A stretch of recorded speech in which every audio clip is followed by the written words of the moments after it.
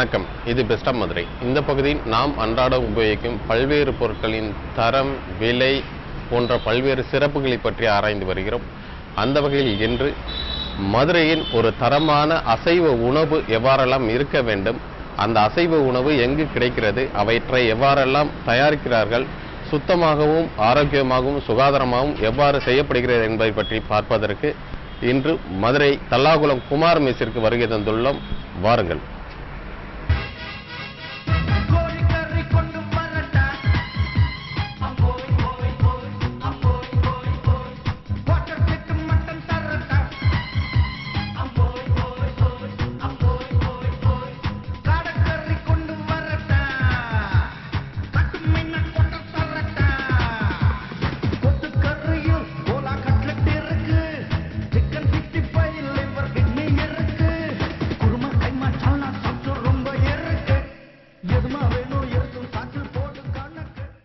மதுரையில் இன்று நாம் பார்க்க உள்ளது மதுரையின் அசைவ உணவு வகைகள் எங்கு சிறப்பாக கிடைப்பது என்பது பற்றி பார்த்துக் கொண்டிருக்கிறோம். அந்த வகையில் இன்று குமார் மெஸ்ஸிற்கு வருகை தந்துள்ளோம்.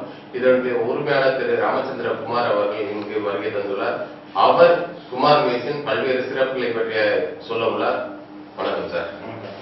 குமார் மெஸ்ஸின் ஆரம்ப காலத்தில் இருந்து இன்றைய வரை இதோட சிறப்புகள் உருவான விதம் இதை பற்றி படித்து மதுரை மெடிக்கல் காலேஜ் டிஃபார்ம் முடிச்சுட்டு 91ல் இந்த கடை ஆரம்பித்தோம். மார்க்கெட்டுங்கிறது ஒரு சின்ன லெவலில் தான் ஆரம்பித்து அப்போ ஆரம்பிக்கும் போது பார்த்தீங்கன்னா முத நைட்டு டிஃபன் கடை ஈவினிங் மட்டும் தான் ஆரம்பித்தோம். அது ஆரம்பிக்கும் போது நைட் நேரத்தில் மீன் இந்த மாதிரி ஐட்டங்கள் கொடுத்து பழகினது நான் தான் மதுரையில். ஏன்னா இரவில் இருக்க புரோட்டா கடைகளில் மீன் வச்சு பழக்கமே இருக்காது. ஆனால் நாங்கள் வந்து அப்படியே இட்லி, தோசை, புரோட்டா, ஐர மீன் குழம்பு, நாட்டுக்கோழி சாப்ஸ், மட்டன் சிக்கன் இந்த ஐட்டம் மட்டும் முதல்ல பண்ணோம். அதுக்கப்புறம் கொஞ்சம் கொஞ்சமாக ஒவ்வொரு நாள் வீக்லி ஸ்பெஷலாக புறா சாப்ஸு, இந்த முயல் இந்த மாதிரி ஐட்டம் போட்டுகிட்டே வந்தோம். வாரத்தில் 2 நாள் போடுவோம். அதே மாதிரி ஊடாத வாரத்தில் ஒரு நாள் நண்டு இந்த மாதிரி ஐட்டங்கள் போட்டுகிட்டே வந்தோம். அப்படியே கொஞ்சம் கொஞ்சமாக ஸ்டெப்பாக வந்து வளர்ந்துட்டே வந்தது.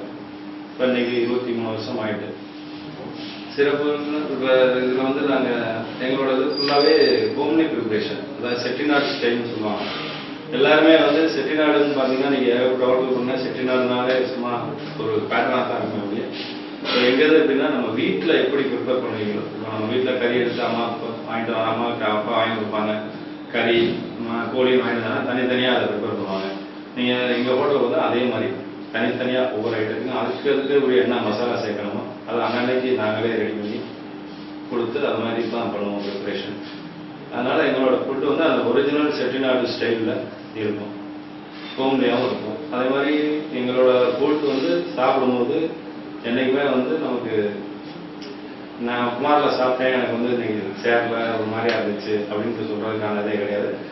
இப்போ நீங்கள் மத்தியானம் சாப்பிட்டீங்கன்னா சாயங்காலம் உங்களுக்கு ஆட்டோமேட்டிக்காக பசி வந்துடும். அப்படிதான் ஃபுல்லாக நீங்கள் சாப்பிட்டு போனாலும் உங்களுக்கு சாப்பிட்ட திருப்தி இருக்காது. இன்னும் கொஞ்சம் சாப்பிடாம போல தான் இருக்கும். அப்படின்னா அந்த அளவுக்கு ஹார்ம்லெஸ்ஸாக இருக்காது. அதுபோல் எங்கள் இதில் வந்து இந்த அஜினோமோட்டோ, கலர் இந்த எதுவுமே நாங்கள் சேர்க்க மாட்டோம். அது மாதிரி யூஸ் பண்ணுற எண்ணெயிலேருந்து எல்லாமே நல்ல குவாலிட்டியான எண்ணெய். எந்த ஒரு பொருளாக இருந்தாலும் எண்ணெய் மட்டும் கிடையாது, பலசரக்கு தேவையான இருந்தாலும் அந்த ஐட்டத்தில் நம்பர் 1 எண்ணெவோ அதை தான் பார்த்து வாங்குவோம்.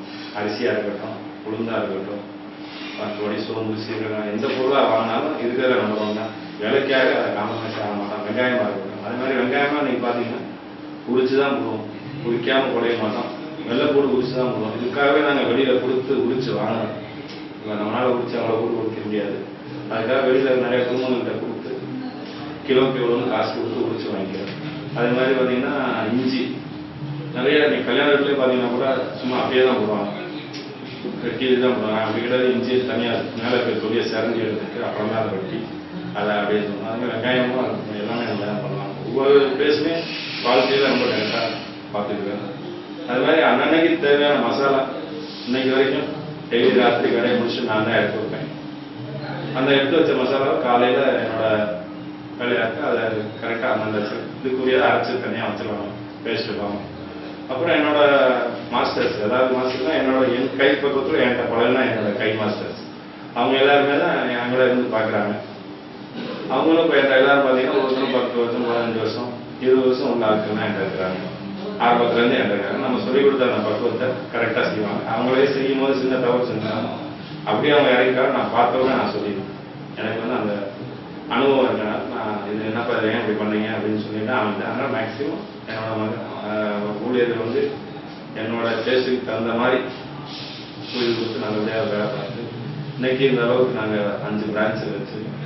அது மாதிரி இந்த நண்டு போன்லெஸ் அப்படிங்கிற ஒன்றுலாம் பார்த்தீங்கன்னா ரொம்ப ஃபேமஸ். நிறைய பேர் இது எப்படி செய்கிறாங்க அப்படிங்கிற மாதிரி கேட்பாங்க. நிறைய ஸ்டார் ஹோட்டலே பார்த்தீங்கன்னா நண்டு போன்லெஸ் வந்து அந்த சதை மட்டும்தான் எடுத்து ரோஷன் பண்ணி வரும், அதை தான் வாங்கி விற்பாங்க. நம்ம அப்படி செய்ய மாட்டோம். இருக்கிறதுலே நண்டில் நல்ல பெரிய சைஸ் நண்டுகளை வாங்கி அதை நாங்கள் வந்து குக்கரில் வச்சு பாயில் பண்ணி அவிச்சு எடுத்து அதை அதுக்கப்புறம் நாங்கள் உடைச்சி எடுத்து ஃப்ளஷை தனியாக வச்சு அதை நண்டு போன்லெஸ் நண்டு ஆம்லேட் இந்த மாதிரி நண்டு பசை ஏதாவது இதெல்லாம் வந்து கொஞ்சம் வித்தியாசமாக இருக்கணும். அதே மாதிரி இந்த நண்டு போன்லெஸ்ஸு நண்டு ஆம்லேட்லாம் சாப்பிட்டா இந்த சளி இந்த மாதிரி இருக்கிற மாதிரி இருக்கும். அதே மாதிரி நாட்டுக்கோழி எடுத்துக்கிட்டிங்கன்னா இந்த ஹைப்ரிட் வகைன்னு ஒரு நாட்டுக்கோழி இருக்குது. அந்த நாட்டுக்கோழி நான் வாங்குறதே கிடையாது. எப்படி ஒரிஜினல் நாட்டுக்கோழி கிராமத்தில் வாங்குற மாதிரி அந்த மாதிரி கோழி மட்டும் தான் விலை கொடுத்து நினைக்காத விலை தனியாக விளையாட்டு கூட மதுரையிலே எடுத்துக்கிட்டிங்கன்னா கிடைக்கிறதே ரொம்ப அபூர்வமாக தான் இருக்குது. நிறைய ஹைப்ரிட் தான் கிடைக்குது. வீடுகளுக்கு வாங்கினாலே ஹைப்ரிட்டை தான் வாங்கிட்டு போகிறாங்க. ஆனால் நாங்கள் வந்து அதுக்குமே வியாபாரிகளை வச்சு கரெக்டாக இந்த இதுக்கு வேணும்னு சொல்லி கேட்டு வாங்குவோம். அதுக்கு தேவையான ரேட்டு நாங்கள் கொடுக்குறோம்.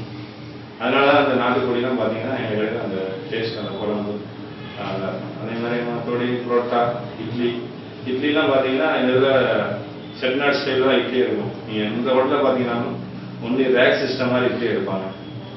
எங்கள் இதில் அப்படி இருக்காது. எங்களோட இட்லி செட்டியே பார்த்தீங்கன்னா ஒரு தட்டு தான் உள்ளே வைக்கலாம். ஏன் அப்படி நாங்கள் ஆரம்பத்துலேருந்து பண்ணுறோம்னா நம்ம முதல்ல கடை ஆரம்பிக்கும் போது 19 குழி உள்ள தட்டு வாங்க. ஒரு 7 இட்லி எடுத்தால் 19 இட்லி தான் எடுக்க முடியும். அடுத்த எடுக்க அப்புறம் ஊற்றி வச்சு தான் அடுத்த எடுக்க முடியும். சில நிறைய கடைகளில் பார்த்தீங்கன்னா அடுக்கடுக்காக இருக்கும், தட்டாக வழியாக இருக்கலாம். இது என்னன்னா இந்த இட்லியோட ஆவி தண்ணி அடுத்த இட்லியில் பட்டு அந்த இட்லியோட இது மாறிக்கிட்டே இருக்கும். எங்கள் இதில் அந்த இது இருக்காது. எங்கள் கடை இட்லி நீங்கள் தொட்டு பார்த்தீங்கன்னாலே அந்த பிஸ்கஸே இருக்காது. அந்த ஒரு சாஃப்டாக இருக்கும். இட்லி எங்கள் கடை ரொம்ப லைக் பண்ணி சாப்பிடுவாங்க. அப்போ இருந்து இட்லி நம்ம தோசை எல்லாம். அதே மாதிரி புறா சாப்ஸு இந்த மாதிரி எல்லாம் முதல்ல வீக்லி ஸ்பெஷலாக போட்டுக்கிட்டு வந்தோம் இல்லைங்களா. வாரத்தில் ஒரு நாள் போடுவோம். புறா முயல் இப்படி ஆரம்ப காலத்தில் அப்படி தான் போட்டு கொண்டு வந்தோம். அப்புறம் அதுக்குன்னு ஒரு கஸ்டமர் சேர்ந்ததுக்கப்புறம் இதெல்லாம் இப்போ ரெகுலர் பண்ணிக்கலாம். இப்போ டெய்லி பார்த்தீங்கன்னா எங்கள் கடையில் புறா சாப்ஸு முயல் காடை அது போக மீன் ஐட்டத்தில் பார்த்தீங்கன்னா ஒரு 3 ஐட்டம். அந்த விரால் மீன் ரோஸ்ட்டு இதெல்லாம் பார்த்தீங்கன்னா விரால் மீன் ரோஸ்ட்டு நெய் மீன் ரோஸ்ட்டு வாவல் மீன்லாம் வந்து பார்த்தீங்கன்னா எங்கள் கடையில் அதுக்குன்னு கஸ்டமர் நிறையா இருக்காங்க. வாவல் வந்தால் சொல்லிடணும் அப்படிம்பாங்க. அதே சட்னி வைப்போம் 3 வகையான சட்னி. அந்த சட்னி இன்னைக்கு வரைக்கும் யாருமே குறை சொல்ல மாட்டாங்க. அந்த சட்னியை வச்சே எதாவது சாப்பிடுவோம்னு சொல்லுவாங்க. அந்த அளவுக்கு 3 வகையான சட்னியே நல்லாயிருக்கும். தேங்காய் சட்னி தக்காளி சட்னி. நிறைய ஒரு கஷ்டமெல்லாம் இருக்காது. தக்காளி சட்னி வீட்டுக்கு கொஞ்சம் கட்டி வாங்கிட்டு போவார். வாங்கி போய் ஃப்ரிட்ஜில் வச்சு 2-3 நாள் வச்சுலாம் சாப்பிடலாம் சொல்லுவார். சட்னியை வச்சு 3 நாள் கூட சாப்பிடலாம். கெட்டு போவார். மேலே எங்கள் சட்னி இன்னைக்கு வைக்கிற சட்னியை நாளைக்கு காலையில் எடுத்து சாப்பிட்றாலும் கெட்டு போவார். குமார் மெஸ்ஸின் பல்வேறு வகையான அசைவ உணவுகள் அதனுடைய சிறப்புகள் இவற்றை எவ்வாறெல்லாம் அவர்கள் செய்கிறார்கள் என்பதை பற்றி நேரில் சென்று பார்க்கலாம். வாருங்கள்.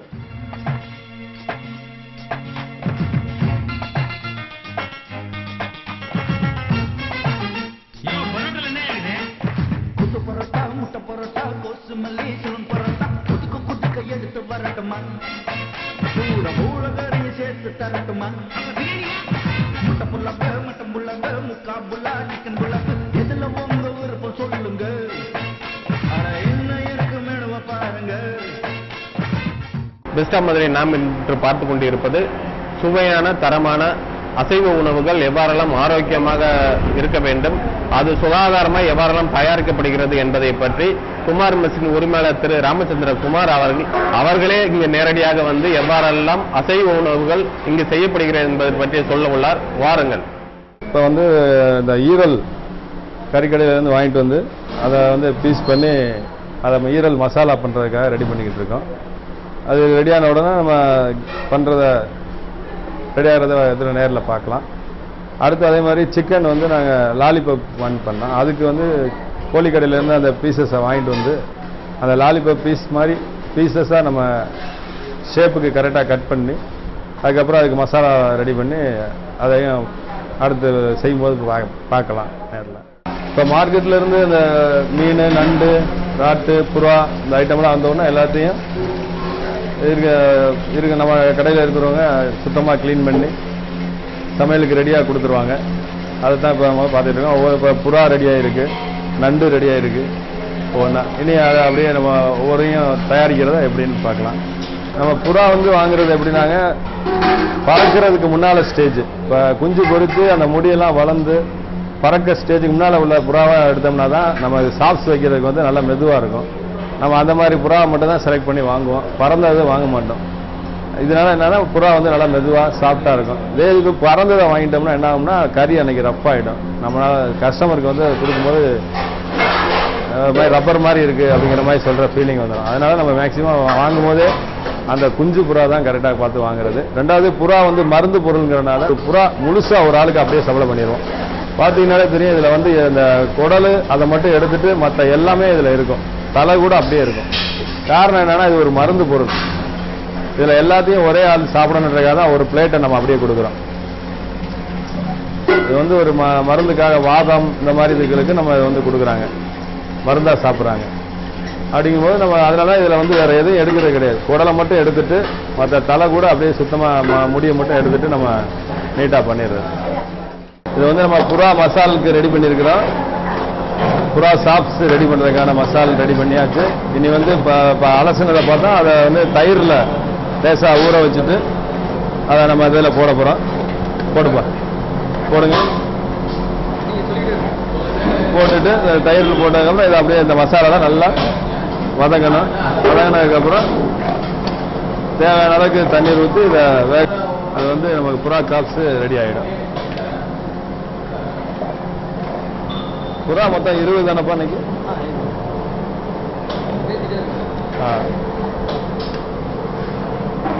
இந்த மாதிரி கங்கில் போட்டு வதக்கினோம்னா நமக்கு மெதுவாக அதை வேகிறது நின்று வேகும்.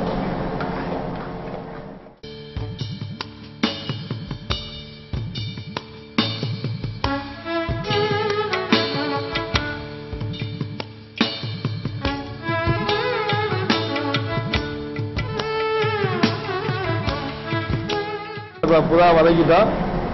வதங்கினதுக்கப்புறம் தேவையான அளவு தண்ணீர் விட்டு வேக விடணும்.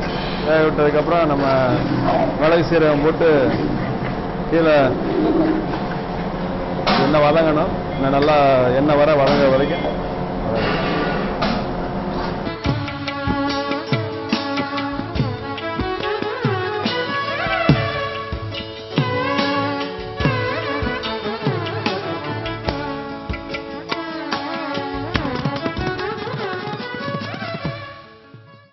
புறாவுக்கு பட்டை கிராம்பு தாளிப்பு, எண்ணெய் சுத்தமான கடல் எண்ணெய், பட்டை கிராம்பு சோம்பு ஏலக்காய் அன்னாச்சிப்பூ பிரியாணி இலை கல்பாசி இதெல்லாம் தாளிப்புக்கு எடுத்துக்கணும். சின்ன வெங்காயம் போட்டு நல்லா செவந்த பின்னாடி இஞ்சி பேஸ்ட்டு வெள்ளைப்பூடு பேஸ்ட்டு, அதுக்கப்புறம் 2 டீஸ்பூனு மஞ்சப்பொடி, அதுக்கப்புறம் தக்காளி அளவுக்கு தேவையான அளவு தக்காளி நல்லா வதங்கின உடனே மல்லிப்பொடி 2 கரண்டி மல்லிப்பொடி, தேவையான அளவு உப்பு, அதுக்கப்புறம் தேவையான அளவு மிளகாய் சாந்து, அரைச்ச மிளகா கிரைண்டரில் போட்டு நாங்களே ஆட்டிக்குவோம். வெளியிலாம் வாங்க மாட்டோம், மிளகா பொடியெல்லாம் போட மாட்டோம். அரைச்ச மிளகா, வெறும் மிளகா அரைச்ச மிளகா. அதுக்கப்புறம் முதலாளி எடுத்து வச்சுக்க மசால், அவங்க டெய்லி எடுத்து வச்சுருவாங்க. அன்னன்னைக்கு தேவையான அளவு மட்டுமே எடுத்து கொடுப்பாங்க, அளவுக்கு மீறி எடுத்து கொடுக்க மாட்டாங்க. நாளைக்கெல்லாம் சேர்த்து இன்னைக்கெல்லாம் எடுத்து கொடுக்க மாட்டாங்க. இன்னைக்கு என்ன அளவோ அதை மட்டும் எடுத்து கொடுப்பாங்க. அதை போட்டுட்டு தேவையான அளவு உப்பு நல்லா வதக்கணும். வதக்கிட்டு அதுக்கப்புறம் புறாவை போடணும். புறாவை போட்டு மாதிரி நல்லா செம்மிக்கிறைய வதக்கிட்டு அதுக்கப்புறம் புறா முங்குற அளவுக்கு தண்ணி ஊற்றணும். தண்ணி ஊற்றிட்டு நல்லா வேக்காடு கொடுக்கணும். வேக்காடு கொடுத்தோம்னா மறுபடியும் இந்த மாதிரி செம்மிக்கிறைய வந்துடணும். ஏன்னா புறா சீக்கிரம் வேகாது. அதனால இன்னும் அளவுக்கு தண்ணி ஊற்றணும். இப்போ நல்லா செம்மிக்கிறைய வதக்காச்சு. இதுக்கப்புறம் தண்ணி விட்டு நல்லா வேக விடணும். அந்த அளவுக்கு வெந்தவனே புறா நல்லா வெந்துருச்சுன்னா இந்த அளவுக்கு வந்துடும் மறுபடியும். அதுக்கப்புறம் பெப்பர் போட்டு வேற எதுவுமே போடுறதில்லை, நெய் கிஞ்சி எதுவுமே ஊத்துறதில்லை, அப்படியே இறக்கிற வேண்டியது. செம்ம டேஸ்டாக இருக்கும். கஸ்டமர் நல்லா விரும்பி சாப்பிட்றாங்க. புறா எங்க கடையில புறா நல்லா விரும்பி சாப்பிட்றாங்க. புறா, முயல், காடை, நண்டு, போன்லெஸ் நண்டு, அனைத்து உணவுமே நல்லா சாப்பிட்றாங்க. உடனே செமிச்சிருது அவங்களுக்கு. ஒவ்வொரு கடையில சாப்பிட்டாங்கன்னா எதுவுமே செமிக்க மாட்டேங்குது அப்படிங்கன்னு மதியம் சாப்பிட்டாங்கன்னா நைட்டு சாப்பிட முடியலன்றாங்க. உங்க கடையில சாப்பிட்டு போனா மதியம் சாப்பிட்டு போறோம், நைட்டு உங்க கடைக்கு வந்துட்டோம் தேடி வர்றோம், நல்லா செமிக்குது அப்படிங்கிறாங்க. எங்க கடையில அஜனம் போட்டாவே கிடையாது. அஜனம் போட்டா எந்த பொருளுக்குமே கிடையாது. ஒரு 12 வயசுல இங்கே வந்து ஒரு மாதிரி வந்து எங்கள் பாட்டி கடையில் வந்து வேலை பார்த்தாரு, மாமா கடையில். அதுக்கப்புறம் அங்கேருந்து போனதுக்கப்புறம் இப்போ நம்மகிட்ட வந்து நெருங்கி இப்போ ஒரு 20 வருஷமாக நம்மகிட்ட இருக்காரு. முதலாளியும் நல்லா வச்சுக்கிறாங்க. அதனால நானும் அவங்க ஃபேமிலியில் ஒருத்தனா எங்கள் குடும்பத்தையும் வச்சு பார்த்துட்டாங்க. அதனால நாங்கள் வேற பக்கம் போகிறதுக்கும் எங்களுக்கு மனசு வரலை. மாப்பிள்ளை தான் எங்கள் ஃபுல்லாக அசிஸ்டண்ட்டாக எல்லா வேலையும் பார்ப்பாங்க. பிரியாணி போகிறவருக்கு அசிஸ்டண்ட்டு எல்லா வேலையும் பார்த்துக்குவாரு. கூடால இருந்து ஹெல்ப் பண்ணுவார். இவங்களும் வந்து இப்போ மட்டும் ஒரு 10 வருஷத்துக்கு மேலே. நண்டுக்கு போகலாமா?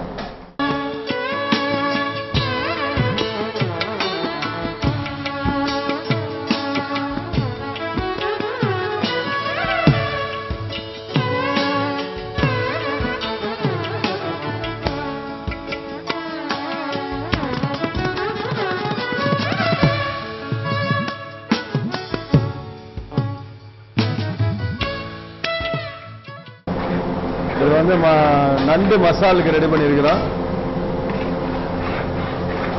இதில் வந்து நம்ம அலசி வந்த நண்டை போட்டு நல்லா வதக்கணும். நண்டு வந்து பார்த்தீங்கன்னா ஃபுல்லாக கால்சியம் நிறைந்த ஒரு உணவு. அதே சமயத்தில் சளி இலி பிடிச்சிருந்ததுன்னா நண்டு சாப்பிட்டாலே ஓரளவு அது சளிக்கு நல்ல மருந்து. அதோட சின்ன பிள்ளைங்களுக்குலாம் நல்லா கால்சியம் சத்து நல்லா கிடைக்கும். இதில் இது சின்ன பிள்ளைங்க சாப்பிட்றதுக்காக இதை நாங்கள் நண்டு போன்லெஸ் செஞ்சு கொடுக்குறோம். இதை இப்படியே சாப்பிட்றவங்களும் இருக்காங்க. சிலர் வந்து நண்டு போன்லெஸ் இது பண்ணி அது வாங்கி சாப்பிட்றவங்களுக்காக நண்டு ஆம்லேட் செய்கிறோம். இந்த மாதிரிலாம் பண்ணுறோம். இந்த நண்டு போன்லெஸ் நண்டு ஆம்லேட்னா அது எங்களோட சிறப்பு. அது ஏன்னா நாங்கள் வந்து நண்டு வாங்கி நாங்களே அவிச்சு அதை போன்லெஸ் பண்ணி பண்ணுவோம். இது வந்து மட்டன் கோலா. மட்டன் கோலாக்கு வந்து மசாலா எல்லாம் போட்டு வதக்கி ரெடி ஆகிட்டு நீ இதை விட்டு இறக்கின உடனே நம்ம கிரைண்டரில் வச்சு ஆட்டிட்டு உருண்டையாக உருட்டி நம்ம எண்ணெயில் பொரிச்சு எடுத்துட்டா கோலா உருண்டை ரெடி ஆகிடும். இது வந்து பார்த்தீங்கன்னா நிறைய பேருக்கு எப்படி செய்கிறதுனே ஒரு இதாக இருக்கும். சில வீடுகளில் செஞ்சுட்டு எங்களுக்கு வரல, இது வர மாட்டேங்குது அப்படின்ட்டு நிறையா கேட்டிருக்காங்க. சிலருக்கு நானும் விளக்கம் கொடுத்துருக்கேன்.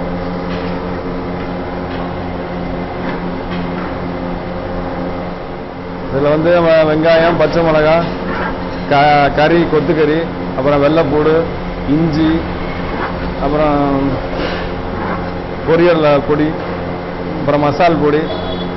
மசால் வந்து சோம்பு, சீரகம், மிளகு, கசகசா, ஏலக்காய், கிராம்பு, பட்டை இதெல்லாம் சேர்ந்து இது பண்ணுறது.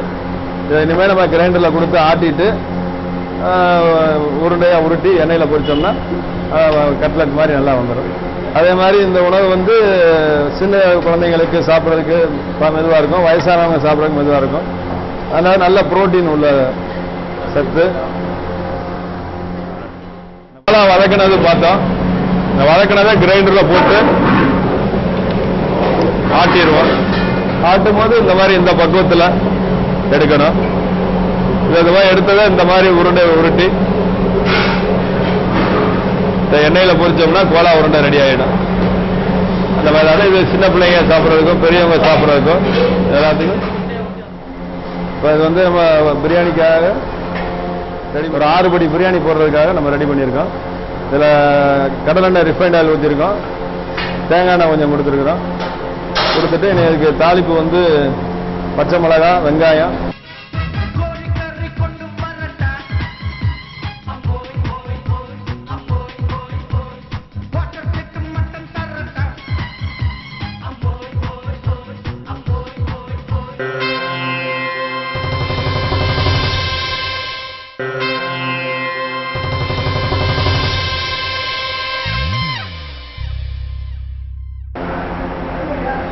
பெஸ்ட் ஆஃப் மதுரை நாம் இன்று பார்த்து கொண்டிருப்பது சுவையான தரமான அசைவ உணவுகள் எவ்வாறெல்லாம் ஆரோக்கியமாக இருக்க வேண்டும், அது சுகாதாரமாக எவ்வாறெல்லாம் தயாரிக்கப்படுகிறது என்பதை பற்றி குமார் மெஸ்ஸின் உரிமையாளர் திரு ராமச்சந்திர குமார் அவர்களே இங்கு நேரடியாக வந்து எவ்வாறெல்லாம் அசைவ உணவுகள் இங்கு செய்யப்படுகிறது என்பதை பற்றி சொல்ல உள்ளார். வாருங்கள்.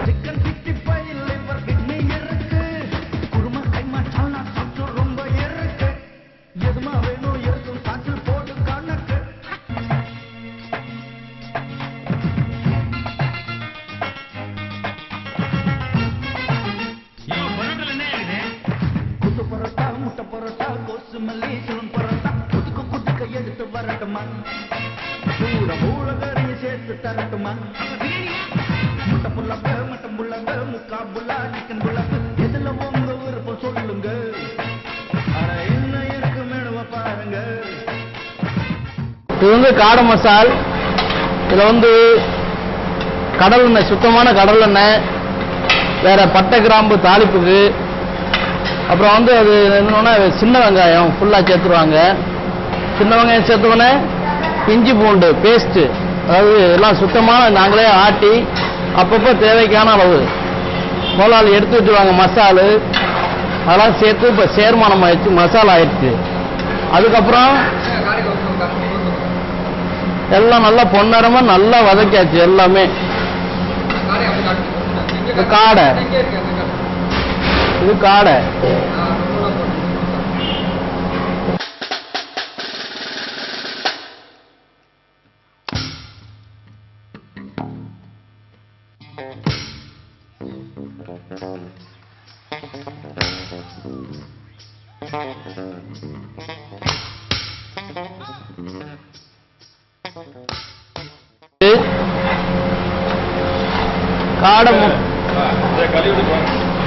காடை முங்குற அளவுக்கு அப்புறம் கொஞ்சம் தண்ணி ஊற்றி கொஞ்சம் வத்த விட்டுறணும். காடு நல்லா வெந்த பின்னாடி செம்மி கிரேவி ஆயிரும். மிளகு சீரகம் எடுத்து கொடுப்பாங்க முதலாளி. அது அப்புறம் மேலே தூவி விட்டு லைட்டா லெமன் சாறு எலுமிச்சம்பழ சாறு ஊற்றிட்டு அப்படியே இறக்கிற வேண்டியதுதான்.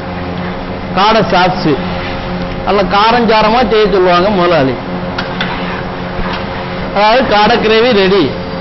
இப்போ இது வந்து நம்ம பிரியாணிக்காக ரெடி பண்ணியிருக்கோம். மொத்தம் இதில் வந்து ஒரு 6 படி பிரியாணி போடுறதுக்காக நம்ம ரெடி பண்ணியிருக்கோம். இதில் கடலெண்ணெய் ரிஃபைண்ட் ஆயில் ஊற்றிருக்கோம், தேங்காய் எண்ணெய் கொஞ்சம் கொடுத்துருக்குறோம். கொடுத்துட்டு இதுக்கு தாளிப்பு வந்து பச்சை மிளகாய், வெங்காயம், பிரியாணி இலையை போடுறோம். இது வந்து பச்சை மிளகாய், சின்ன வெங்காயம்,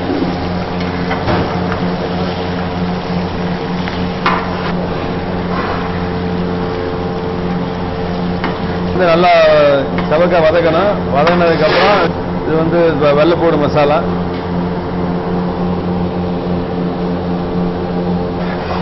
எண்ணெயில் வந்து இந்த வெள்ளைப்பூடை வந்து நல்லா வதக்கிடணும். அந்த பச்சை வாடை போகிற அளவுக்கு வதக்கணும்.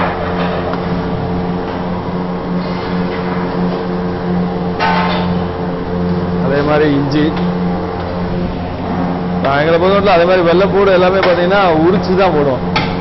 மசாலா பாக்கையில் பார்த்துருப்பீங்க, வெள்ளைப்பூடு வந்து உரிச்சு தான் இருக்கும். அதே மாதிரி இஞ்சியும் பார்த்தீங்கன்னா அந்த தொலியை சிரண்டி அப்படி தான் ஆட்டியிருப்பாங்க பேஸ்ட்டாக. பொதுவாக இஞ்சி பூண்டு வந்து நம்ம அசைவ உணவுகளில் சேர்க்கறனால ஒரு உடம்புக்கு ரொம்ப நல்லது, செரிமான சக்தி கொடுக்கும், நல்ல சுவையும் கொடுக்கும். இது வந்து மல்லிப்பொடி, அதாவது தானியா பொடின்னு சொல்லுவாங்க.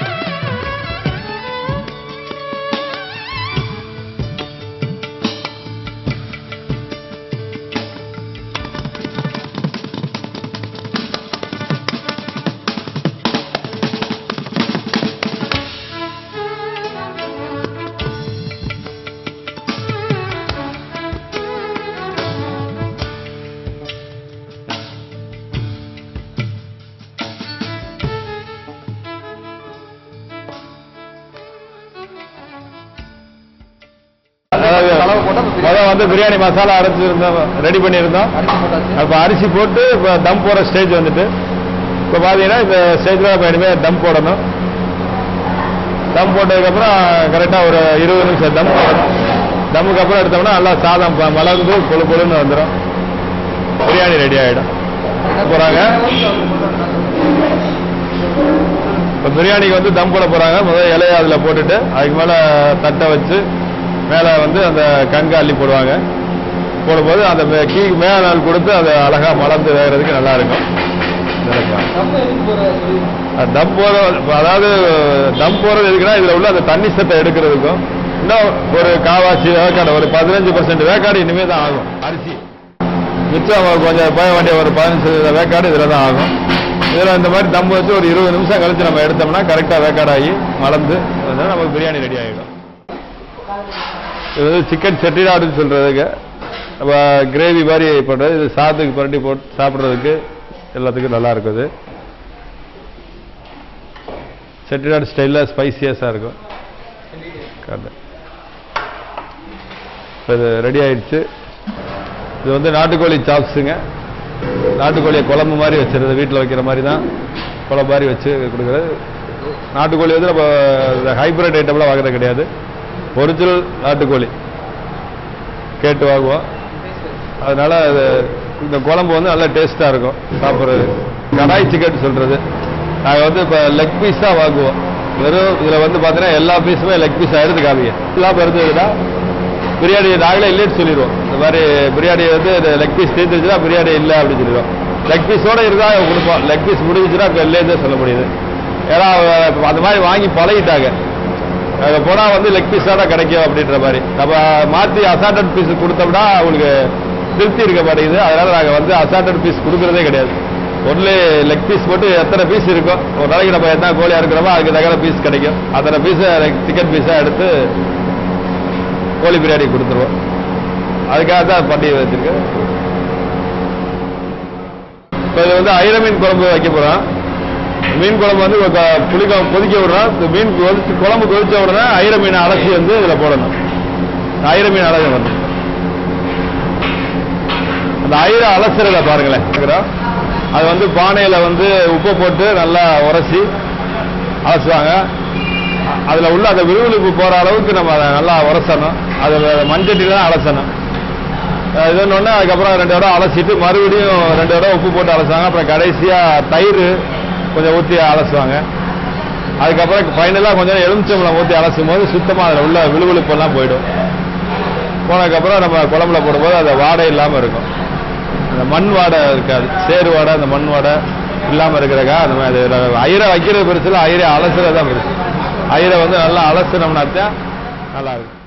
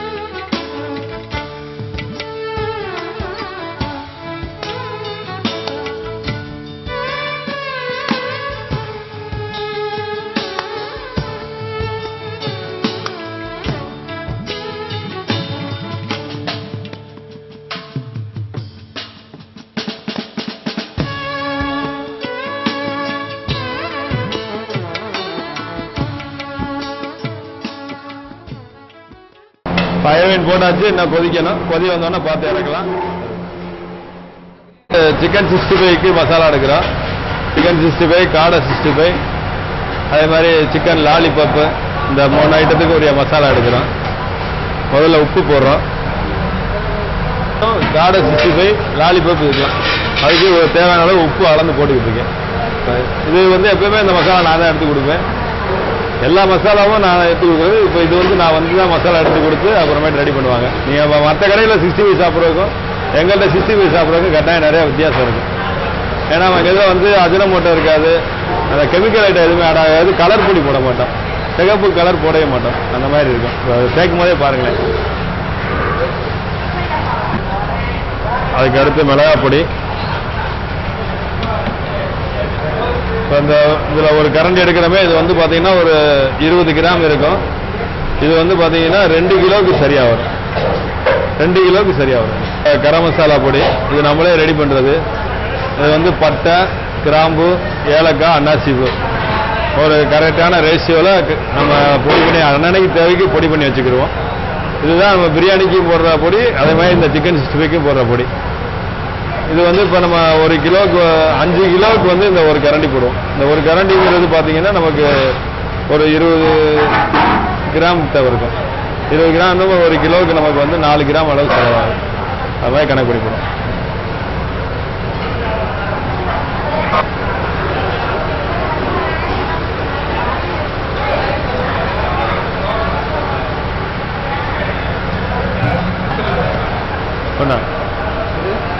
இல்லை மிளகா பொடி கொஞ்சம் போட வேண்டிய பாக்கி இருந்தது. இஞ்சி சாறு ஊற்றினா அதுக்கடுத்து வெள்ளைப்பூடு மசால் போடணும் இருக்குது. இது வந்து வெள்ளை பூண்டு அரை பேஸ்ட்டு அதை வச்சிரு அப்படியே. இந்த அளவு வந்து நம்ம ஒரு 3 கிலோ அளவுக்கு போடுறோம். அந்த மாதிரி 3 கிலோ இஞ்சி வெள்ளைப்பூடு பேஸ்ட் போடுறோம். இப்போ வெள்ளைப்பூடு போட்டுட்டோம். அதுக்கு அடுத்து இதில் கார்ன்ஃப்ளவர் மாவு போடுறோம். கார்ன்ஃப்ளவர் மாவு வந்து அந்த மசாலா பைண்டிங் ஏஜென்ட் மாதிரி பிடிக்கிறதுக்காக. மற்றபடி மொறு கொடுக்கும் அதுக்காக போடும். மற்றபடி கார்ன்ஃப்ளவர் மாவு வந்து நமக்கு ஒன்றும் உடம்புக்கு இது கிடையாது. உடம்புக்கு நல்ல ஒரு புரோட்டீன் போடுறது. சோள மாவு தானே, சோள கருதுல வர மாவு. முட்டை போடணும் இதில். அது ஒரு 19 முட்டை போடுவாங்க. எவ்வளோ இதுக்கு அடுத்து போட வேண்டியது அதுதான். இப்போ 19 முட்டை போடணும் இருக்கு. அதாவது 1 கிலோவுக்கு வந்து அரை முட்டை எனக்கு, 2 கிலோவுக்கு 1 முட்டை. இப்போ முட்டை ஊற்றி அதுக்கு அடுத்து இதுக்கு வந்து எலுமிச்சம்பழம் சாறு ஊற்றுறோம். சாறு புழிஞ்சு ஊற்றுறோம். இதெல்லாம் போட்டதுக்கப்புறம் இதெல்லாம் சேர்த்து ஒன்று சேர்த்து இதை அப்படியே பிணையணும்.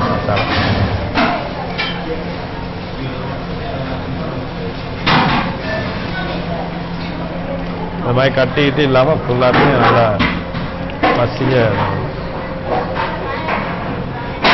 இப்போ மசாலா வந்து நல்லா பிணைஞ்சிட்டோம், ஒன்று சேர்த்தாச்சு. லாலிபாப் வந்து மசாலா போடுறாங்க. எண்ணெயில் பொரிக்கிறதுக்கு ரெடி ஆகிட்டோம். இனி இதை நம்ம அப்படியே ஊற வச்சு நம்ம எண்ணெயில் பொரிச்சு அப்படியே கொடுக்க வேண்டியதுதான்.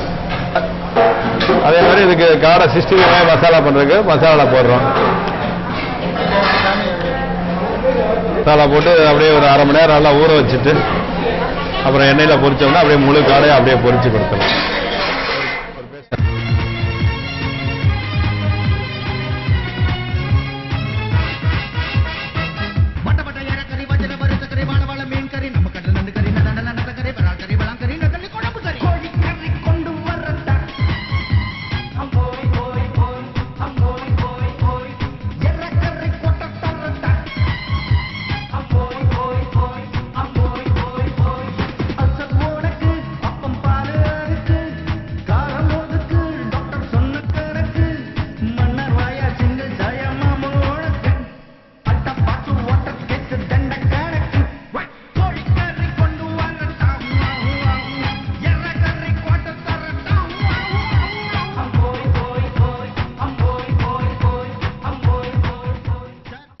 ஈவினிங் டிஃபன் பார்த்தீங்கன்னா இந்த கறி தோசைலாம் ஸ்பெஷலாக இருக்கும். கறி தோசை, நண்டு தோசை, இந்த மாதிரி உங்களுக்கு ப்ரான் தோசை ஸ்பெஷலாக பண்ணி தருவோம். நண்டு ஆம்லேட் போடுவோம்.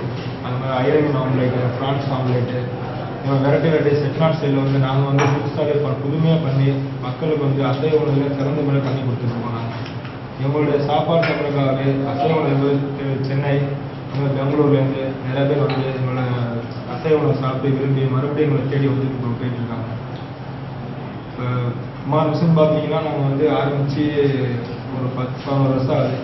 11 வருஷத்துலேயும் தென் மாவட்டத்தில் உள்ள மக்கள் எல்லாரும் நல்ல பேர் எடுத்து நாங்கள் வந்து ஒரு சிறந்த முறையில் அசைவ உணவு நல்லபடியாக நடத்திட்டு இருக்கோம்.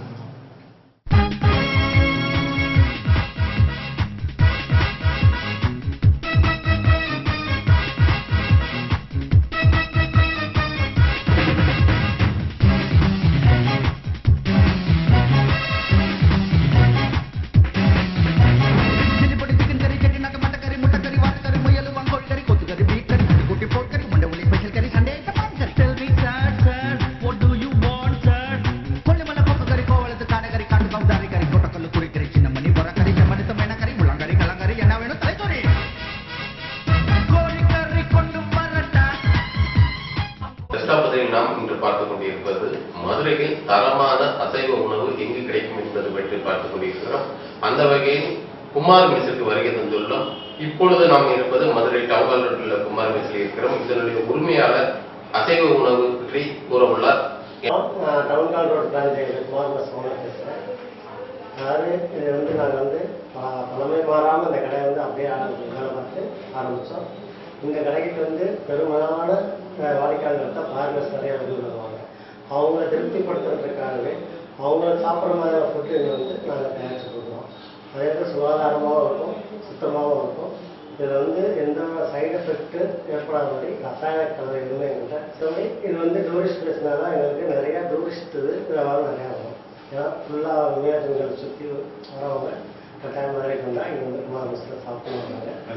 மெட்ராஸு, கோயம்புத்தூர், திருச்சி, சேலம் இங்கேருந்து வரவங்க மெயினாக மதுரைக்கு வந்தாக்கா கோயில் போயிட்டு சரி சாப்பிட்டு போகலாம். அவங்க திருப்திப்படுத்துகிற மாதிரி அவங்கக்கிட்ட செட்டிநாடு சிறப்பாக இருக்கும். இந்த கடை அது அமைப்பும் வந்து அப்படியே செட்டிநாடு மாதிரி அமைச்சிருக்கோம் இருக்கு. அது வந்து எங்களுக்கு சிறப்பு அம்சமாக அந்த கடையை அமைஞ்சிச்சு. இது இயற்கையாக அமைஞ்சது. அதான் எங்களுக்கு ப்ளஸ் பாயிண்ட்.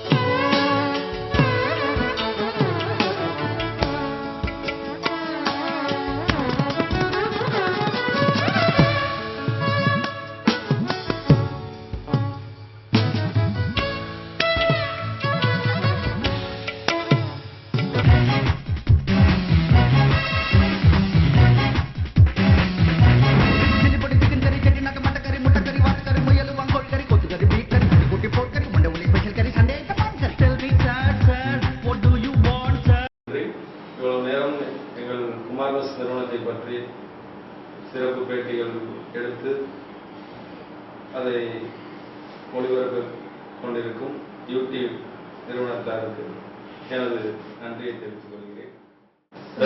நாம் இன்று பார்த்தது மதுரையின் தரமான சுவையான அசைவ உணவுகள் எவ்வாறெல்லாம் தயார் செய்யலாம், தரமான சுவையான அசைவ உணவுகள் எங்கு கிடைப்பது என்பதை பற்றி மதுரை குமார் மெஸ்ஸுக்கு சென்றோம்.